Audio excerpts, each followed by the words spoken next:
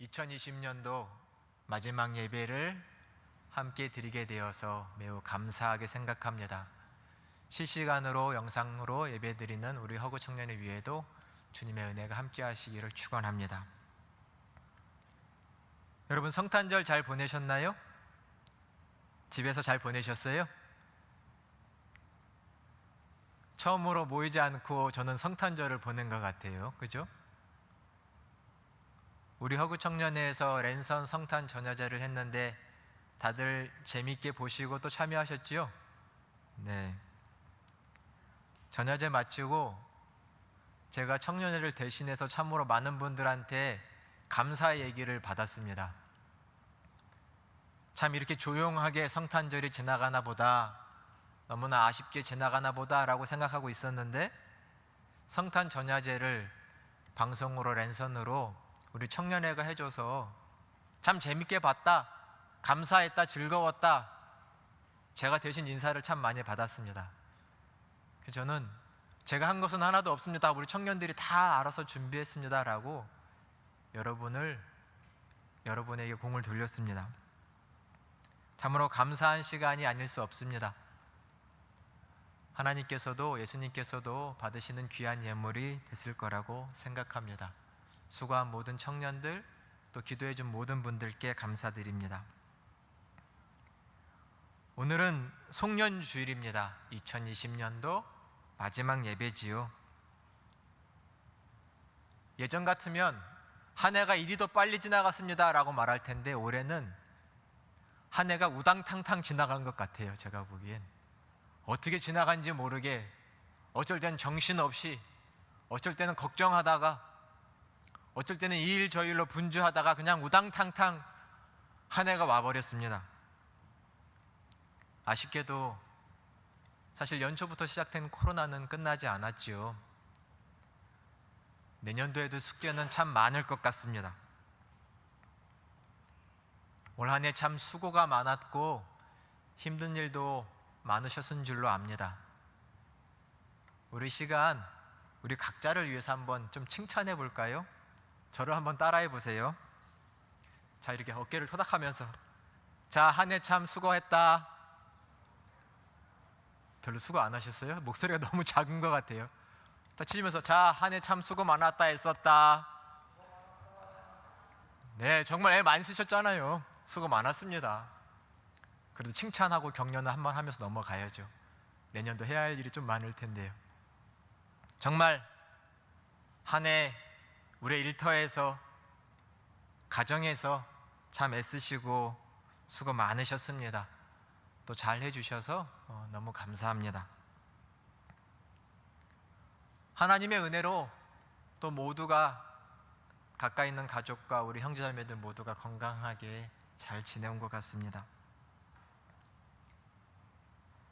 시간은 흐르는 강물이라고들 비유하지요. 끊임없이 흘러가는 강물처럼 이 시간이 가지요.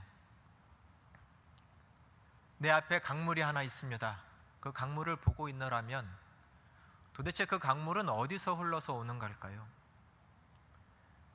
내 눈이 닿는 저 먼 곳, 그곳이 시작점일까요? 어느새 그 강물은 흘러 나를 스쳐 지나가고 멀리 사라져 버립니다. 어디가 시작이고 어디가 끝인지 말하기 좀 어렵지요. 인류의 시작과 끝, 정말 개념상으로는 생각할 수 있지만 우리가 살아내는 이 시간들의 시작과 끝 말하는 것은 어렵습니다. 시간은 이어져 흘러 계속 가는 것이기 때문이죠.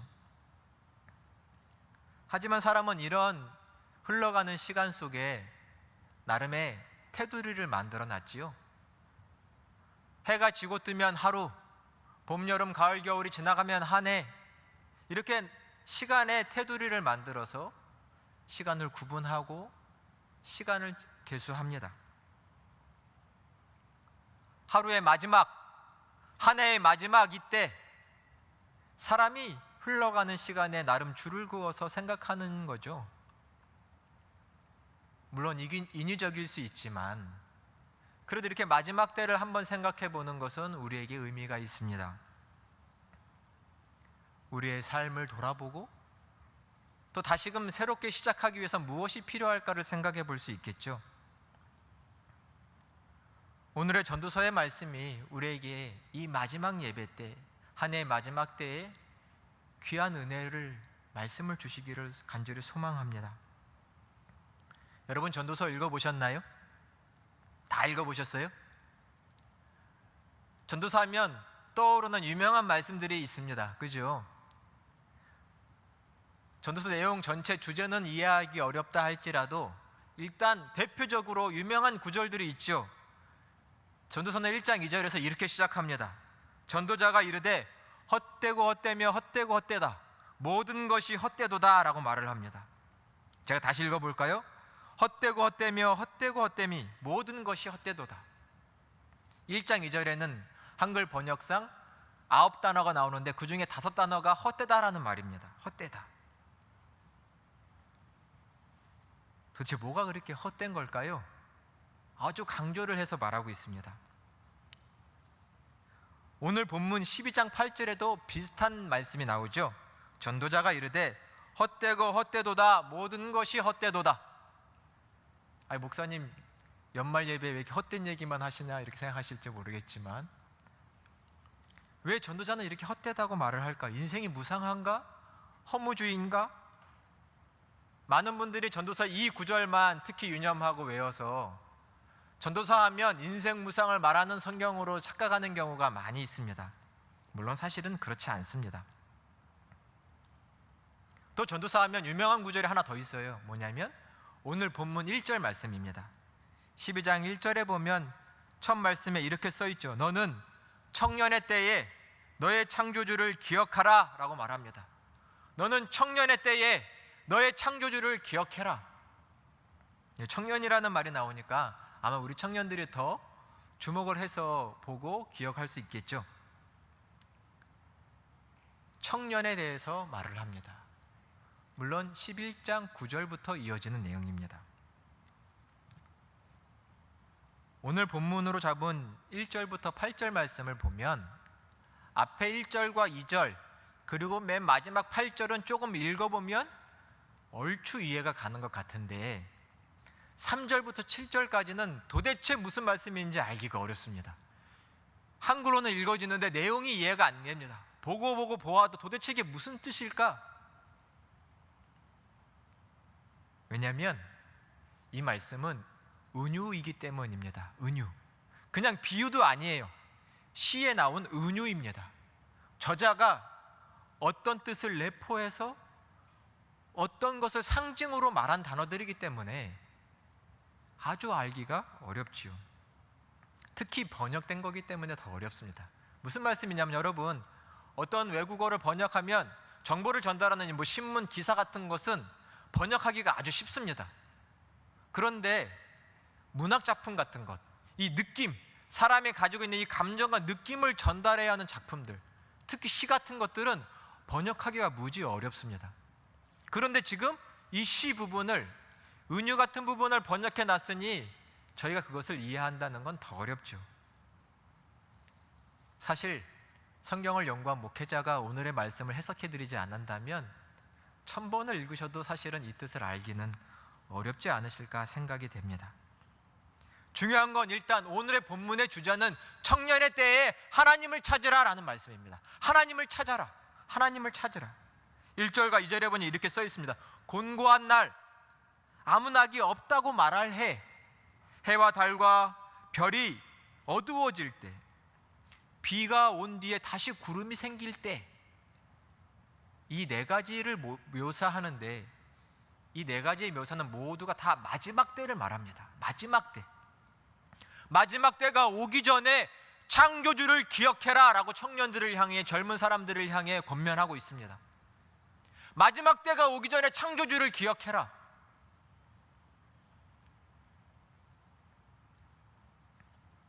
오늘 설교에서는 어쩔 수 없이 본문에 따라 늙은 사람들에 대한 조금 묘사가 있는데, 또 어떻게 보면 듣기 싫게 묘사가 될 수도 있지만 조금 양해를 해주시기 바랍니다.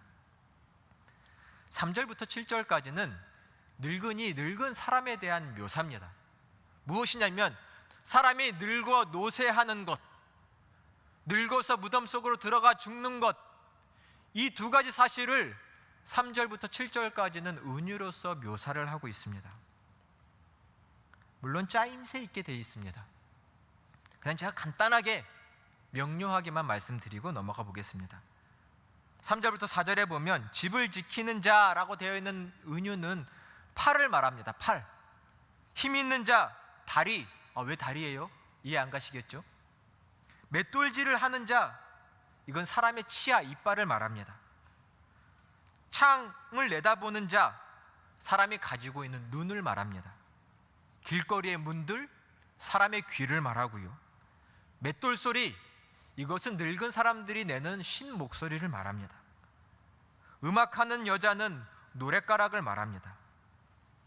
즉 사람이 늙어서 팔에 힘이 없어지고 다리에 힘이 없어지고 치아가 흔들려서 빠지고 볼품 사납고 눈이 흐려지고 귀가 들리지 않고 목소리는 예전같이 힘이 없고 노랫가락은 부르기도 싫습니다. 목소리가 이쁘지 않아서 힘도 없습니다.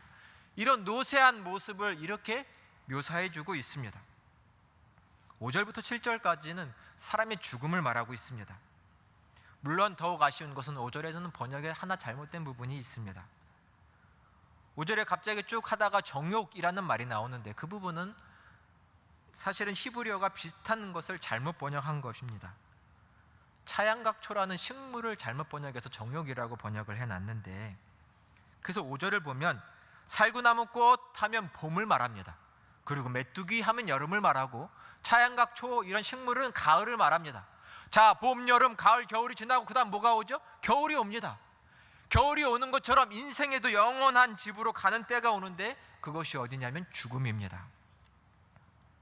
봄, 여름, 가을, 겨울 다음 겨울이 오듯 사람은 영원한 집으로 물러가 버리는데 그것이 죽음의 자리입니다. 결국 사람은 돌아갈 곳으로 돌아가지요. 그래서 6절에는 조문객이 왕래한다라고 말을 합니다. 다양한 표현들이 나오죠. 6절부터는 은줄이 풀려버리고 금그릇이 깨지고 샘 곁에 있는 항아리가 깨지고 우물 위에 있던 박히는 도르래를 말합니다. 우물을 푸는 도르래가 깨져 부셔지고, 이런 비유와 은유들은 모두 사람이 생명줄이 끊어지고 죽고 무덤으로 들어가는 모습들을 다 비유해 놓은 것입니다. 결국 사람이 노쇠하여 죽는다라는 것을 3절부터 7절까지 말하고 있습니다. 죽음이 오기 전에, 노쇠하여 아무것도 할 수 없다고 하기 전에 창조주 하나님을 찾으라 라고 말하고 있습니다. 왜 이렇게 표현을 했냐고 물으시면 한참을 설명해야 되니 오늘은 조금 어렵습니다. 굳이 오늘의 은유를 조금 우리가 이해할 수 있게 느낀다면 이런 표현은 어떨까요? 이제 가면 언제 오나, 어야 디야, 우리나라에 이런 말이 있죠. 이런 노랫가락이 있죠. 이렇게 말하기 전에 하나님을 찾으라 라는 겁니다. 죽음이 오기 전에, 생명이 노쇠하여 아무것도 할 수 없다고 느낄 그때가 되기 전에 하나님을 찾아라. 7절에 보면 흙은 땅으로 가고 사람에게 있는 영은 하나님께로 간다라고 말합니다. 창세기 3장 19절의 말씀이 기억나지요? 너는 흙이니 흙으로 돌아가거라. 인생의 마지막을 말하고 있습니다. 오늘 이 마지막 주일에 잠시 우리의 마지막 때를 생각할 수 있는 것도 지혜일 것입니다. 마지막 때. 오늘 말씀에 창조주를 기억하라 라고 되어 있는데, 창조주를 기억하라 라는 말씀은 무슨 뜻일까요? 창조주를 기억해라. 결론부터 말씀을 드려보면 하나님께서 선물로 주신 우리의 삶, 우리의 생명을 즐거워하고 기뻐하라는 것입니다. 하나님이 우리에게 주신 이 삶은, 이 생명은 하나님의 선물이니 기뻐하고 즐거워하라는 것입니다. 전도서 11장 9절, 오늘 본문의 위에 절에 보면 청년이여 내 어린 때를 즐거워하며 내 청년의 날들을 마음에 기뻐하라 라고 되어 있습니다. 청년이여, 너가 가지고 있는 이 때를 정말 기뻐하고 즐거워해라. 젊음을 기뻐하고 즐거워해라. 왜요? 하나님이 주신 삶이기 때문이죠. 하나님이 주신 삶입니다. 청년의 날들을 기뻐하는 것, 즐거워하는 것이 뭘까요? 여러분 지금 기쁘세요? 즐거우세요?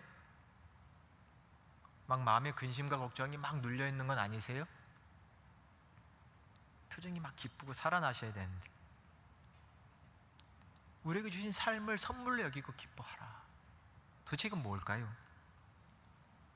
오늘 본문의 8절에 헛되고 헛되다 라는 이 말씀을 조금 더 생각해 보면서 삶을 우리에게 선물로 주신 것이 무엇인지를 생각해 보면 좋겠습니다. 도대체 뭐가 그렇게 헛되고 헛되도다, 헛되고 헛되도다 이렇게 말을 하는 걸까요? 헛되다라고 말한 히브리어 헤벨이라는 말은, 헤벨이 어원입니다. 어원. 헤벨이라는 말은 이렇게 숨을 불어버리면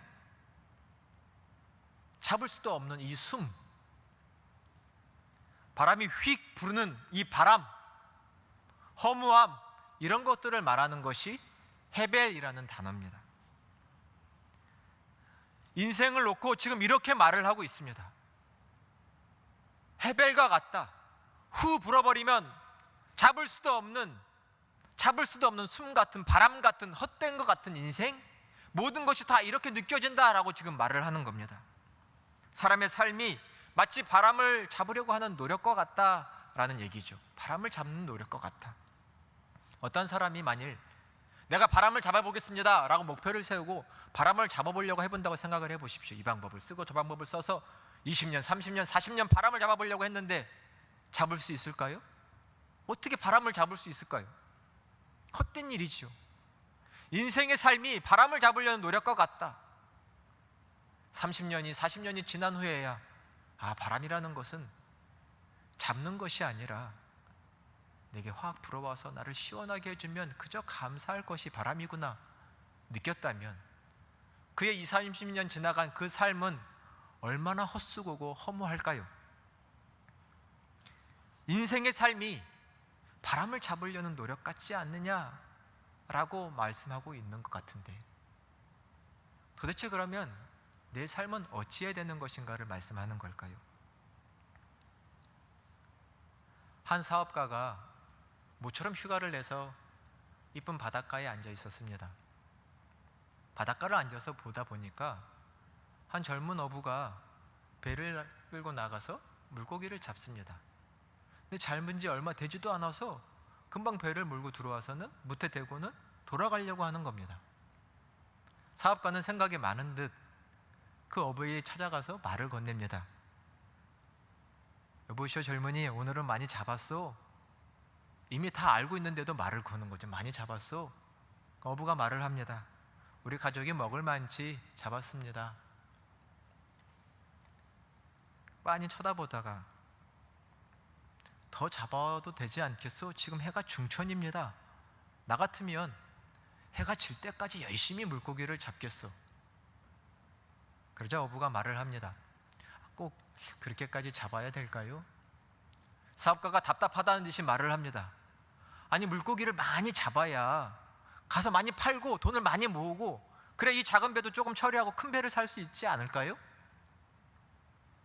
그러자 어부가 그 다음에는 어떻게 할까요? 이 사람 답답하네. 그 다음에는 더 큰 배를 샀으니 더 많은 배를 사고 직원들을 많이 두고 이 많은 물고기를 팔 수 있는 유통망도 만들고 회사를 크게 차려야지. 그 어려운가?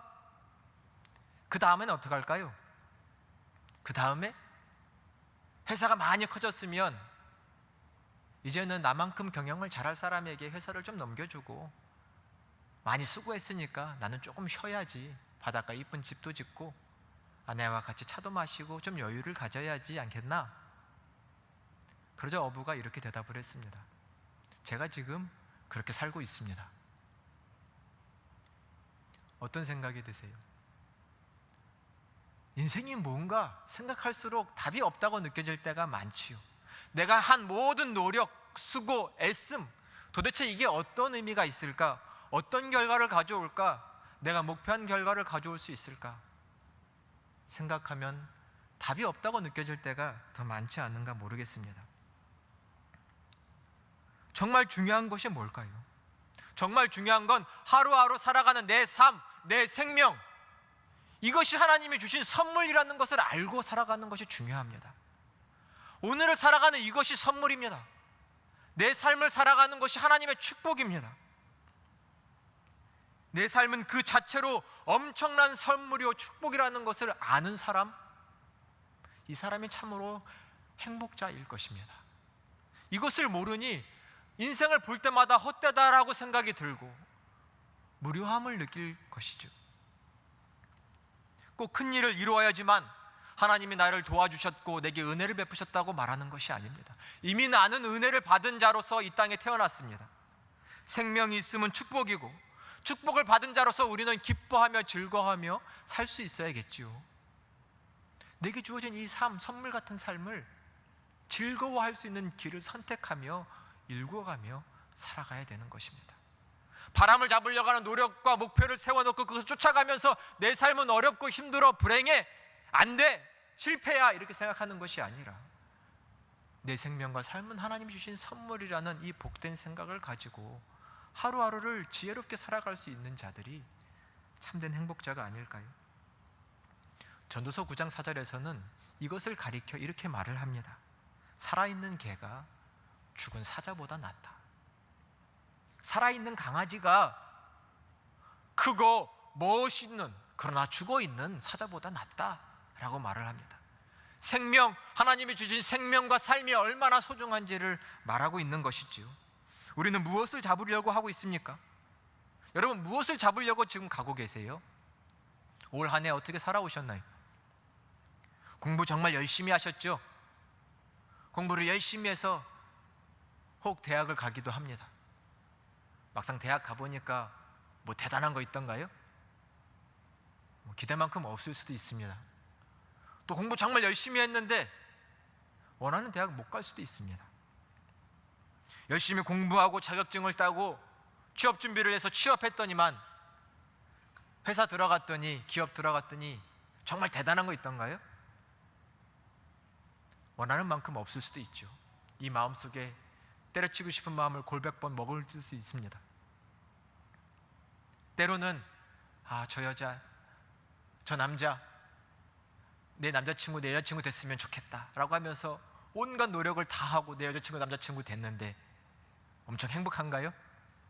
이기심을 버리지 않으면 맨날 다툼이고 피곤한 일의 연속입니다.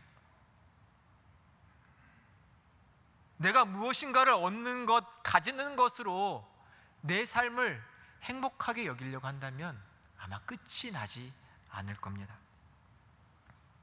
그런 것으로는 결국 내 삶은 헛되다라고 고백을 할 수밖에 없게 되지 않을까요? 오늘 말씀은 삶은 하나님의 선물이라고 말하고, 그러기에 이 삶 자체를 기뻐하고 즐거워할 수 있는 믿음을 가지라라고 성경은 말하고 있습니다. 왜 너네는 그 복된 하나님이 주신 선물을, 삶을 가지고 살면서도 왜 즐거워할 줄을 모르냐? 청년들아, 이 젊은이들아, 왜 즐거워하며 살지를 못하느냐라고 말을 합니다. 창조주를 기억하라라는 것은 너희를 창조하시고 그 삶을 창조해서 선물로 주신 너희 그 하나님을 기억하며 너희 삶을 행복하게 살아가라라는 말씀입니다. 무엇이 이루어졌다? 이루어지지 않았다. 힘들다, 괴롭다, 어렵다, 이런 마음으로 사는 것이 아닌, 하나님 내게 이런 귀한 삶을 주셔서 감사합니다, 기뻐할 수 있는 마음으로 살아라라는 말씀입니다. 한참 후에나 60이 넘고 70이 넘어서 돈을 많이 벌어서 좋은 집을 사서 행복해야지, 여러분 그때 안 올 수도 있습니다. 지금 오늘을, 내일을 기뻐할 수 있는, 즐거워할 수 있는 여러분의 인생이 다 되시기를 간절히 축원합니다. 우리는 지금을 기뻐해야 합니다. 왜요? 창조주께서는 삶을 선물로 주셨기 때문입니다. 코로나 한 해 참 힘들었지만 참 코로나가 우리에게 준 좋은 선물도 있어요. 뭐냐면 늘 느끼지만 너무나 하늘이 이쁩니다. 예쁘죠? 하늘이 맑고, 하늘을 보면 기분이 좋아집니다. 여기를 보면 기분이 안 좋은데 하늘을 보면 기분이 좋아지는 거죠.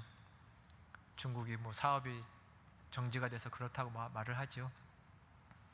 하지만 분명 하늘은 옛날부터 예뻤고 옛날부터 찬란했습니다. 예뻐진 게 아니라 원래 예뻤고 원래 찬란했죠. 우리가 너무 오랫동안 잿빛 하늘에 익숙해져 있고 그 아래 살아서 그걸 몰랐던 것이죠.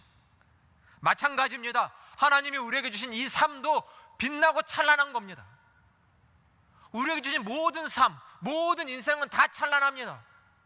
근데 우리가 너무 오랫동안 이 기쁘고 즐거운 삶을, 찬란한 삶을 잊어버리고 살았습니다.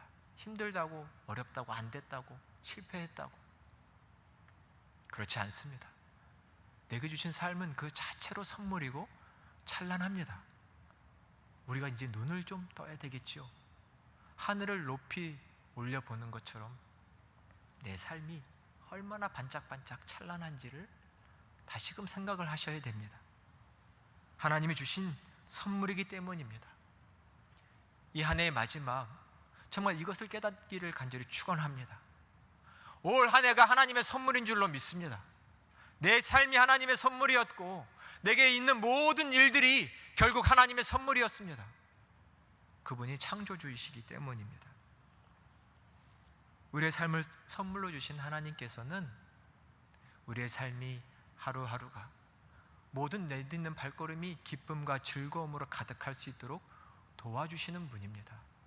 그러니 그분께 지혜를 구하시고 길을 여쭙기를 바랍니다. 내가 바람잡는 목표를 세워놓고 안 된다 좌절하는 어두운 마음을 이제는 조금 버리시기를 바랍니다. 내게 주신 선물 같은 삶을 어떻게 기쁘게 살아갈 수 있을지 그 지혜를 하나님께 구해서 하나님이 주시는 기쁨으로 사시기를 바랍니다. 선물 같은 내 삶, 어떻게 그 즐거움을 더욱 해갈 수 있을까요? 성경에서 너무나 많은 지혜를 말하고 많은 방법을 말하지만 이 시간 다 말할 수 없습니다. 이 해의 마지막에 한 가지 당부드리고 싶은 것이 있다면 이 선물 같은 삶을 지키고 보호하기 위해서 이 마지막 때에 미워하는 마음을 다 내버리시기를 바랍니다. 올 한 해 미워하는 마음 가지고 살았으면 됐지 내년까지 살아야 되겠습니까? 아니죠. 내년에는 이 미워하는 마음은 버리고 사시기를 바랍니다. 나를 미워할 수도 있죠. 야, 너는 그거밖에 못하냐? 그거밖에 안 되냐? 아이고. 나를 미워하는 마음도 오늘로 딱 버리시기를 바랍니다. 하나님이 내게 선물로 주신 삶인 것을 알고 하루하루를 기뻐하며 사시는 여러분 되시기를 바랍니다. 다른 사람을 미워하는 마음도 버려야 됩니다. 저 사람을 미워하면 그 마음이 나를 죽이고 선물 같은 내 삶을 다 망쳐버립니다. 미워하는 마음을 버려야 합니다. 미워하지 않기로, 용서하기로 결단해야 됩니다. 이 시간부로, 이 주일로 결단하시기를 바랍니다. 저 사람, 그 사람 그렇게 할 만한 이유가 있었겠지. 나도 저 자리에 있었으면 아마 그랬을지 몰라. 아니야, 저 사람 나 만나서 저렇게 된 걸지도 몰라. 이해하려고 하시고 용서하기로 결단하시기를 바랍니다. 그리고 내년에는 홀가분한 마음, 밝은 마음, 이 마음으로 여러분의 삶을, 그 귀한 선물 같은 삶을 정말 행복하게 살아가시기를 바랍니다. 예배가 마치고 여러분 전화하세요. 찾아가세요. 자, 그리고 화해하시고 용서하십시오. 내가 속이 좁았다, 미안하다, 먼저 연락을 하십시오. 그리고 새해에는 새 마음으로, 새 삶으로 선물 같은 인생을 살아가시기를 바랍니다. 그럴 때 하나님이 우리에게 주신 이 귀한 삶이 어떤 것인지를 아실 수 있게 될 겁니다. 사랑하는 여러분, 내년도 정말 새로운 한 해, 달라진 한 해가 되기를 바라시지요. 코로나도 종식이 됐으면 정말 좋겠습니다. 하지만 코로나 때문에 힘든 한 해는 분명 아닙니다. 원래 내 삶은 조금 힘들었어요. 코로나 때문에 그 퍼센티지가 조금 올라갔다거나 할까요? 내가 이 어두운 마음을 가지고 사니, 바람을 잡는 것 같은 목표를 가지고 사니, 내 삶이 얼마나 귀한 것인가를 알지 못하고 사니 내 삶이 괴롭고 힘들다고 생각했습니다. 새해에는 선물 같은 내 삶을 잘 들여다보시기를 바랍니다. 얼마나 귀한 삶인가, 얼마나 의미 있는 삶인가, 이것을 내가 알 때 하루하루의 삶이 기쁨으로, 즐거움으로, 환희로 채워져 나갈 것입니다. 하나님은 내게 선물로 삶을 주셨고, 나는 축복 속에 태어났고, 내가 태어날 때 얼마나 많은 사람들이 기뻐했습니까? 여러분 잊으신 거 아니죠? 잊지 않으셨죠? 우리의 삶을 너무나 많은 사람들이 기뻐했고 축복했습니다. 그 마음을 잊지 않고 살아가시는 여러분 되시기를 간절히 축원합니다. 올 한 해 수고 많으셨는데 그것이 다 하나님의 은혜였습니다. 그리고 새해는 더 바른 마음, 하나님이 주신 선물 같은 삶을 사랑하는 마음, 성령이 주시는 기쁨으로 하루하루를 채워가고자 하는 그 거룩한 신앙으로 여러분의 새해를 활짝 열어가시기를 주님의 이름으로 간절히 축원합니다. 기도하겠습니다. 은혜와 사랑이 풍성하신 하나님 감사드립니다. 올 한 해 모든 순간순간이 주님의 은혜이었음을 고백합니다. 때로는 힘들다고 했고, 눈물 흘렸고, 내 자신을 미워했고, 다른 사람을 미워했고, 짜증낼 때가 많이 있었지만, 다시금 이 시간, 이 마지막 때의 모든 것이 하나님의 은혜임을 생각하며 우리의 마음을 바꿔 고쳐먹기를 원합니다. 하나님, 선물 같은 내 삶을 주신 창조주 하나님 앞에 다시금 내 삶을 돌아보게 하시고, 새 마음을 주사 2021년 새해에는 반짝반짝 빛나는 거룩한 그 복된 삶을 매일 하루하루 이루어갈 수 있는 저희가 되게 하여 주옵소서. 하나님께는 영광이 되고 모두에게는 기쁨이 되는 우리의 발걸음이 될 수 있도록 주님, 사랑하는 예배자들 위해 성령과 말씀의 지혜로 함께하여 주시옵소서. 감사와 영광을 오직 창조주 하나님께만 돌려드리오며 우리 주 예수 그리스도의 이름으로 간절히 기도드립니다. 아멘.